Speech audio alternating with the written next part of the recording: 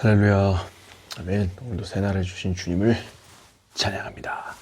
그리고 말씀 가운데 시작하게 하신 주님의 은혜에 참 감사드립니다. Good afternoon이죠. 여기는 굿모닝입니다. 오늘 아침에 새벽에 어떤 한국에 계시는 사모님께서 한국에 있는 사진을 날씨, 하늘 사진을 보내주셨는데 구름이 참 아름답더라고요. 와, 그거 보면서 미세먼지가 이제 없나? 하늘이 아주 맑고 아름답던데, 여러분 그 하나님이 솜씨를 만끽하는 여러분이 되시기를 축복합니다. 오늘도 아빠와 아들 시작하겠습니다.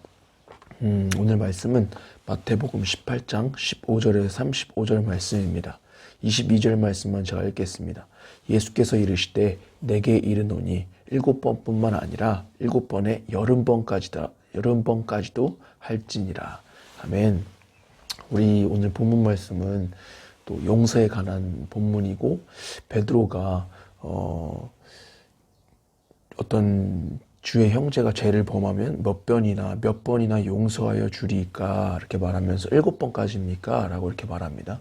7번이라는 7이라는 숫자는 당시의 완전수기 때문에 베드로가 말한 것도 되게 나는 무조건 용서하겠습니다, 이런 의미예요. 근데 예수님은 거기서 더 나아가서 7번뿐만 아니라 7번을 70번까지라도 용서해야 된다, 이렇게 말씀하시면서 어떤 종에 대한 비유를, 용서에 대한 비유를 이렇게 말씀하고 있는 부분이 오늘 본문의 말씀입니다. 오늘 말씀을 또 이렇게 묵상하면서 몇 가지 스스로에게 또 질문을 해보게 되는데요. 과연 예수님은 나를 몇 번이나 용서해 주셨을까라는 질문을 먼저 던져보게 됩니다. 예수님은 우리의 모든 죄, 즉 과거, 그리고 현재, 그리고 미래의 모든 죄까지도 단번에 그리고 영원히 용서해 주셨습니다. 그럼에도 불구하고 연약한 저와 우리는 또 실수하고 넘어지고 죄짓기를 반복하죠. 내 안에 계시는 성령님이 계시기 때문에 늘 죄짓기를 원치 않고, 또 하나님의 말씀대로 살기를 원하지만 또 원치 않게 또 죄를 짓게 되기도 합니다. 사도 바울의 로마서 7장의 고백처럼 말이죠. 그리고 예수님은 또 그때마다 그 죄를 인정하고 그 죄를 회개할 때마다 또 그때마다 용서해 주신다는 것입니다. 과연 이번 일주일만 해도 나는 몇 번을 용서받았을까? 사실 숫자가 세기가 민망할 정도이죠. 일주일만 해도. 그런데 한 달 동안, 그리고 지난 1년은, 그리고 지금까지는 어떨까요? 사실 이런 것만, 이렇게만 생각해도 우리는 그 예수님, 하나님 앞에 갚을 것이 없어요. 오늘 본문의 그 예화를 통해서 그 종이 말하는 것처럼 갚을 것이 없도다. 갚을 것이 없도다. 그 죄를 갚을 길이 제게는 없다는 것이죠. 그 죄의 값 앞에 할 수 있는 것이 아무것도 없다는 것입니다.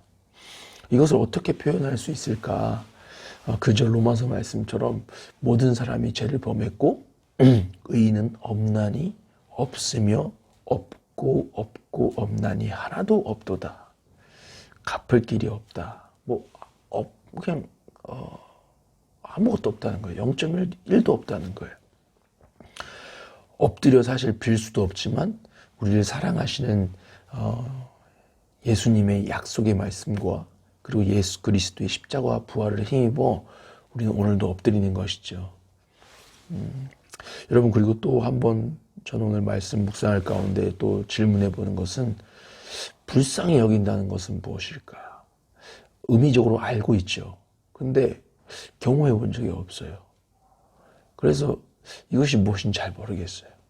불쌍히 여긴다는 것은 내장까지 움직이는 듯한 격렬한 감정의 공감이라고 말씀하고 있습니다.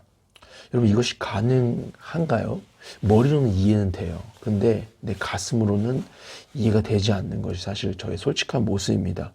저를 보실 때 주님은 그러셨다는 것이고, 그런 감정 앞에 저를 불쌍히 여겨주시고 용서해 주셨다는 것입니다. 죄의 값 앞에 아무것도 갚을 것이 없어서 울고 있는 저를 그냥 동정해 주신 것이 하찮은 동정이 아니라 정말 내장 창자가 움직일 정도로 나를 불쌍히 여겨주시고 용서해 주셨다는 것입니다.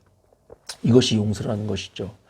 불쌍히 여기고 그 죄의 값을 일시적으로 그냥 유보해 주신 것이 아니라 단번에 완전히 용서해 주셨다는 것입니다. 종결시켜 버렸다는 것이죠.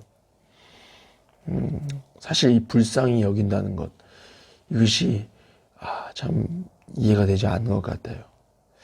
그러면서 오늘 말씀을 통해 제가 또 하나님께서 오늘 본문을 통해 하시고자 하는 말씀이 무엇이냐? 너도 용서해야 된다. 너도 용서해야 된다. 이것이죠. 그 불쌍히 여김과 용서를 받은 저와 우리이지만 사실 정말 부끄럽게도 저는 개인적으로 누군가를 불쌍히 여겨본 적도 용서해 본 적도 없는 것 같아요. 저로서는 사실 마땅히 해야 할 것인데도 불구하고 사실 내가 진짜 누군가를 예수님처럼 불쌍히 여겨본 적이 있는가? 내가 누군가를 정말 예수님처럼 용서해 본 적이 있는가? 그런 부끄러운 질문을 제 스스로에게 하게 되는 것이죠. 그러면서 다짐하는 것은 하나님 늘 기억하겠습니다. 예수님이 나를 불쌍히 여기시고 용서하신 것을 기억하겠습니다. 그리고 또 되뇌이겠습니다. 저 사람도 예수님이 불쌍히 여기시고 용서하신다. 아멘.